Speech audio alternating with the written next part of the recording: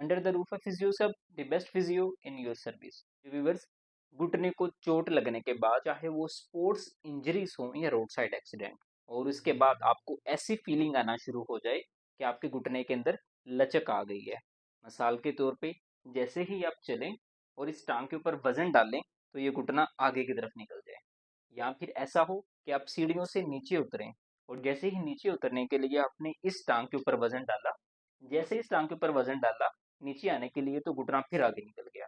Means के आपके आपके घुटने ने आपको सपोर्ट नहीं प्रोवाइड की। तो ये एक सबसे बड़ी अलामत है कि आपके घुटने की जो सपोर्ट है, जो एक स्पेसिफिक लिगामेंट जिसे हम एंटीरियर क्रूशिएट लिगामेंट कहते हैं, वो डैमेज हो चुका है। और इसके डैमेज होने के बाद इसके डिफरेंट ग्रेड्स हैं, ग्रेड 1, ग्रेड 2, ग्रेड 3। चाहे जिस मर्जी लेवल की इंजरी हो, इसके ट्रीटमेंट ऑप्शन के लिए फिजियोथेरेपी दी बेस्ट प्रोटोकॉल है, अनटिल एनलेस कि आपका जो ग्रेड 3 का टीयर ना हुआ हो। तो मैं डॉक्टर जमील इस वीडियो में आपको ACL रिहेबिलिटेशन की एक्सरसाइजेज बताऊंगा कि जिन बंदों ने ACL का ऑपरेट करवाया हो या फिर उनको ACL की इंजरी आई हो, तो वो कौन सी एक्सरसाइजेस किस टाइम पे करेंगे, इस वीडियो में आपको दिखाता हूँ।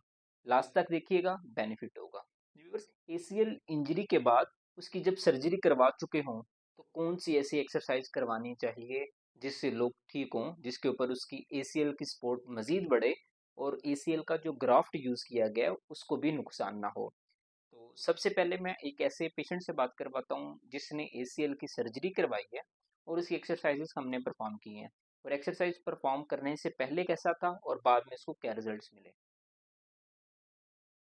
जी, मेरा नाम हसन अली है और मैं 2 महीने पहले तकरीबन बाइक से गिरा हूँ, तो मेरे ना टांग का जो पट्टा है लिगामेंट को डैमेज हो गया। तो मैंने इसका ऑपरेट कराया। ऑपरेट करने के बाद ये जो टांग ये बैंड नहीं हो रही थी, तो मैं इसका फिजियो कराई सही है डॉक्टर जमीर साहब से। तो अल्हम्दुलिल्लाह अभी बहुत बेहतर है, सही है। पूरे जो टांग बैंड हो रही, पहले बिल्कुल सीधी थी लेकिन अभी फुल पहले ऐसे थी, जब आता था व्हील चेयर पर आता था, सही है। तो अभी मैं अल्हम्दुलिल्लाह बैंड हो गई और मैं चलता हूँ, बाइक भी चलाता हूँ दोबारा। अल्हम्दुलिल्लाह बहुत अच्छा है, इनकी बहुत मेहरबानी है, इन्होंने बहुत मेरे साथ हेल्प की है।